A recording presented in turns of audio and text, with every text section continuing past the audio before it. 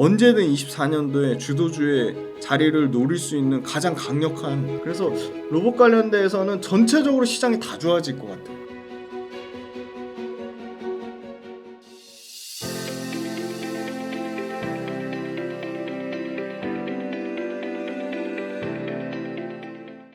그 엔캔과 더불어 또 굉장히 주목받고 있는 그 2차 전지 주 네. 가운데 에코프로 머티리얼즈 있잖아요. 네.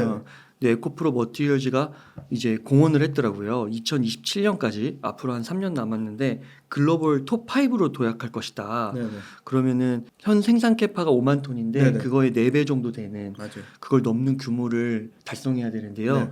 가능할까요? 에코프로 머티리얼즈가 하는 전구체 같은 경우는 이것도 양극재 원가에서 70% 넘는 비중을 차지하기 때문에 굉장히 중요한데, 전구체 역시도 국내에서 자체적으로 생산 가능한 데는 포스코 퓨처엠 그리고 에코프로 머티리얼즈 정도 두 군데밖에 없어요. 근데 그 밑단에 뭐 에코앤드림도 있고 뭐 레이크 머티리얼즈도 있는데, 상업 생산하는 규모 자체가 뭐 레이크 머티리얼즈 같은 경우는 그 에코프로 머티나 포스코 퓨처엠처럼 전기차용이 아니기 때문에 이 부분 관련돼서 철저하게 쏠림 현상이 있을 수밖에 없는데, 에코프로 머티가 밝힌 게 전구체를 에코프로 그룹사에만 납품하는 게 아니고 외부 판매 비중을 늘리겠다고 했거든요. 최소 30% 이상. 그럼 에코프로 머티가 과거에는 에코프로 그룹사에만 납품하게 해도 바빴는데 지금 이제 사세를 확장하는 거죠. 저는 그게 굉장히 큰 의미가 있다고 보고 있고,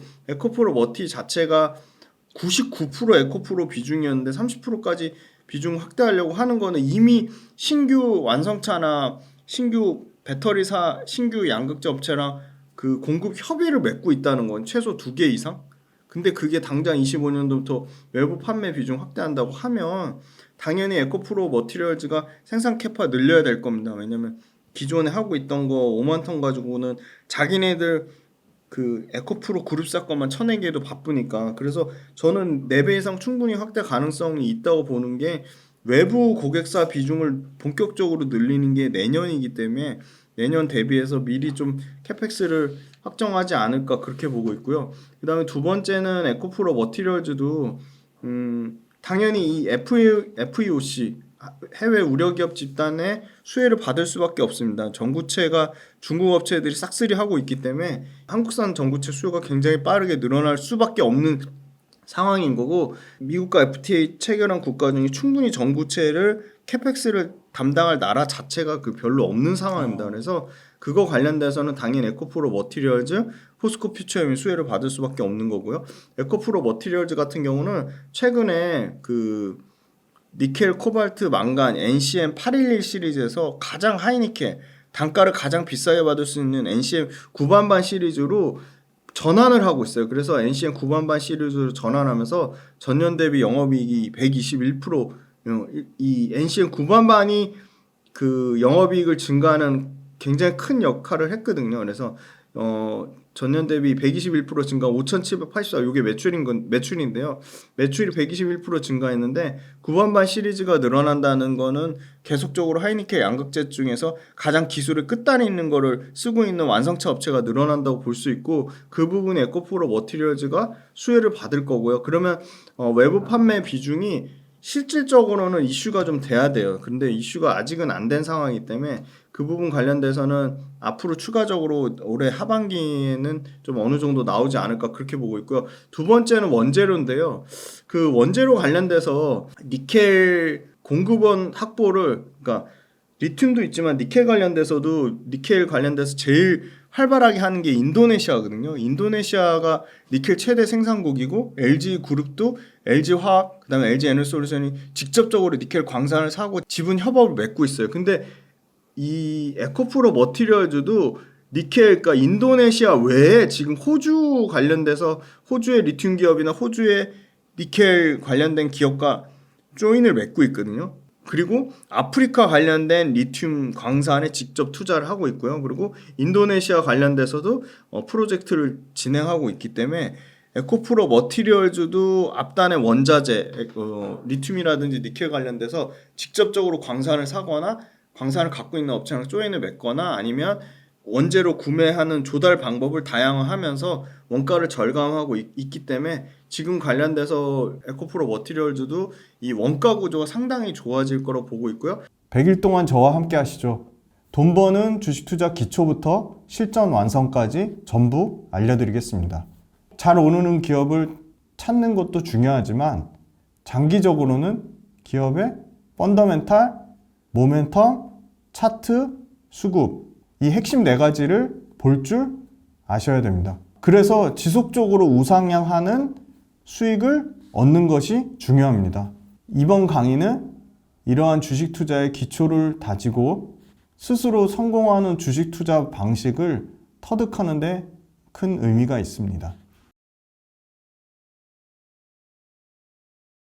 두 번째는 이 탄산리튬, 스포드민 리튬 모두 에코프로 머티가 직접적으로 에코프로 그룹사 측면으로 원료를 사용 가능하기 때문에 이 부분 관련돼서 이 에코프로 머티가 원재료를 쓰는 하이브리드 공장 리튬과 니켈을 그 스포드민 리튬 그다음에 탄산리튬 모두 활용 가능한 하이브리드 공장에서 쓸 가능성이 있다고 보고 있어요. 근데 다만 문제는 이게 MSCI 지수 편이 패시브 자금 때문에 단기간에 오르는 측면이 있어요. 그래서 그게 앞으로도 계속 오르려면 숫자가 뒷받침돼야 되는데 숫자가 보시면 올해 4분기 영업이익 1억에 불과하거든요. 그래서 굉장히 영업이익이 좀 빠르게 좀 올라와야 됩니다. 그래서 그런 측면을 봤을 때는 아까 엔캠이랑 똑같은 것 같아요. 기대감은 있는데 여전히 에코프로 머티도 조금 부담스러운 수준이다. 그렇게 말씀드리겠습니다. 영업이익이 1억이면 지금 한번 주가 수준 한번 분석 좀 해주실 수 있을까요? 원래 정상적으로는 그러니까 재작년에 이제 22년도에 390억 정도 나왔거든요. 요 정도 400억 정도 이익 낼 수 있는 구조가 나와야 되거든요, 원래는. 근데 지금 23년도 90억 정도 되고 4분기에 한 70억 정도 나오면 160억이니까 정상적인 흐름으로 360억 정도에서 400억 정도 영업이익 나온다고 봐도 PER로 치면 거의 300배거든요. 아 진짜요? 네, 엄청나게 비싼 거죠. 아 그렇구나. 네. 지금 현재 기준인 지금 400억 정도 만약에 영업이익 낸다고 하면 캐펙스가 5배 늘어나면 이익이 꼭 똑같이 5배 늘어나진 않지만 이익이 예를 들어 400억에서 3배 이상 늘어난다고 구조로 보면 1200억 잡으면 그래도 비싸죠. 1200억 잡아도 PR이 100배가 넘으니까요. 네. 그렇죠? 12조 5배 늘어나서 영업이익 1200억 돼도 100배가 넘은 거니까 네. 싼 밸류는 아닌 거죠. 이렇게 전반적으로 2차 전지 가운데서 이렇게 유망한 주식들 네네. 이렇게 좀 진단해 주셔서 감사드리고 그러면은 이번에는 그 대표님 좀 분야를 바꿔가지고 로봇 섹터 한번 여쭤볼까요? 왜냐면은 로봇 섹터를 또 대장주로 꼽으시는 분들 네네. 그리고 앞으로 AI랑 같이 큰 테마로 잡는 분들이 많으시더라고요. 네네. 저 로봇 섹터는 좀 어떻게 보시고 네네. 좀 어떤 기업들이 눈에 띄시는지 궁금합니다. 네. 로봇 관련돼서는 로봇은 2차 전지에도 엮이고 반도체에도 엮이고 네. 모든 반도체 업체들 모든 2차 전지 업체들 결국 공장 지으면 가장 비용 부담이 되는 거는 인건비거든요. 원가 절감이 너무 중요하거든요. 그 원가 절감하려면 로봇을 통한 자동화 쓸 수밖에 없는데 로봇 자동화가 진짜 분야가 엄청나게 다양해지고 있거든요. 그 로봇 팔만 생각하시는데 이제는 로봇이 가서 용접하고 로봇이 가서 위험한 군사 현장 들어가서 사람 대신 작업을 수행하고 로봇이 뭐 물류 창고에 들어가서 이제 완전히 자율주행 가능한 자율주행 이동 로봇으로 물류 창고 내에서 그냥 단순히 내려놓기만 하는 게 아니라 내려놔서 옮겨서 분류하고 그 다음에 가정에서는 청소만 하는 게 아니라 안에 전체적인 로봇이 온도 조절도 하고 습기 제어도 하고 전체적인 그 시스템을 관리하는 거죠. 그만큼 실생활에 엄청나게 많이 쓰였는데 그러면 가격이 엄청 싸져야 되거든요. 로봇 가격이. 뭐 예를 들어 공장에서 쓰는 로봇만 해도 대당 3억이 넘었는데 지금은 이제 6천만 원대, 7천만 원대까지 진짜 많이 싸졌거든요. 로봇 가격이 일단 한 명 투입하는 인건비를 1, 2년 안에 커버치고 남을 정도로 너무 싸졌어요. 네. 그 점에서는 굉장히 가격적인 메리트가 생겼고 두 번째는 로봇 시장 자체가 연평균 30% 이상 성장하는데 우리나라 업체들이 가성비를 바탕으로 K 로봇을 불려도 될 정도로 과거에 두산 로보틱스가 포함된 물류 로봇만 잘했다면 이제는 큐렉소가 포함된 의료용 수술용 로봇에도 확장을 가졌고 아마존의 디지털한 물류 로봇이 꽉 잡고 있는 시장에 T 로보틱스의 새로운 로봇이 들어가기 시작했고요. 그리고 로봇 관련돼서 일본산 하모닉 드라이브 감속기 부품을 쓰던 로봇의 2차 전지의 배터리 양극재 같은 역할을 하는 게 감속기인데 감속기 하모닉 드라이브를 85% 썼고 중소형은 하모닉, 중대형은 납테스코 일본 거를 썼는데 이제는 SBB테크라든지 SPG의 감속기를 쓰는 거죠. 국산화를 쓰는 거죠. 그리고 다양한 로봇 회사들이 국내 회사들이 M&A를 통해 합병하거나 인수를 하고 있어요. 현대차가 보스턴 다이나믹스를 조 단위로 투자해서 인수를 했는데 그게 끝나지 않은 거죠. LIG 넥스원이라는 회사가 고스트 로보틱스라는 회사를 인수하고요. 하나는 하나 로보틱스라는 자체 그걸 만들었고요. HD 현대중공업은 또 HD 현대 로보틱스도 하고 있고요. LG는 뭐 로보스타, 유진로버, 로보티즈 해서 포함하고 있고. 그래서 로봇 관련된 전체 성장성이 그래도 연평균 20% 나오는 성장이 일어나는 규모로 커졌고요. 쓰이는 분야 자체가 너무 많아졌고 그 쓰이는 분야에 각종 로봇들이 우리나라 로봇들이 가성비랑 레퍼런스를 막 쌓기 시작하면서 해외로 이제 막 진출하기 시작했거든요. 그래서 저는 로봇은 반도체나 2차 전지 모멘텀도 받으면서 자체적인 성장을 할 수 있는 여력을 갖췄고 이제 로봇 관련된 회사들이 두산 로보틱스를 필두로 올해 24년도부터는 흑자 전환되는 원년이 될 거라고 보고 있거든요. 그래서 로봇 관련된 회사들이 이제는 숫자가 찍히기 시작했다. 그래서 저는 11월 달, 12월 달에 너무 빠르게 좀 로봇 관련된 회사도 2차 전지 땡긴 것처럼 단기간에 너무 가파르게 오른 측면이 있어서 최근에 좀 건강한 쉬어가는 국면이라고 보고 있어요. 근데 언제든 24년도에 주도주의 자리를 노릴 수 있는 가장 강력한 산업군 중에 하나라고 생각합니다. 그러면 2차 전지주 가운데서 뭐 에코프로 머티리얼즈나 엔켄 같이 네네. 좀 비싸 보이는 다소 네. 비싸 보이는 이런 주식을 좀 팔아가지고요. 네. 이런 뭐 반도체라든지 뭐 로봇 섹터 쪽에 있는 네. 기업들로 분산하는 건 좀 어떻게 생각하세요? 제 마음속에 들어갔다 나오신 것 같아요. 지금 이미 그렇게 하고 계신 거 아니에요? 역시 정확하세요. 그러니까 딱 얘기를 많이 들어서 그런지 딱 그냥 핵심이 뭔지 아시는 것 같아요. 그래서 저 같으면 에코프로 머티나 엔캠 수익 많이 나셨잖아요. 그럼 팔고 로봇 저는 살 것 같아요.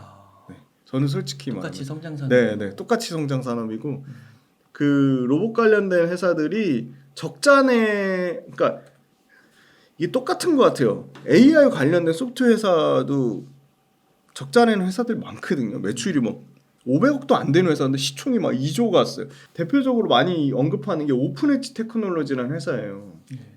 근데 주식은 진짜 중요한 게 상대적인 비교가 대표님 진짜 중요하거든요.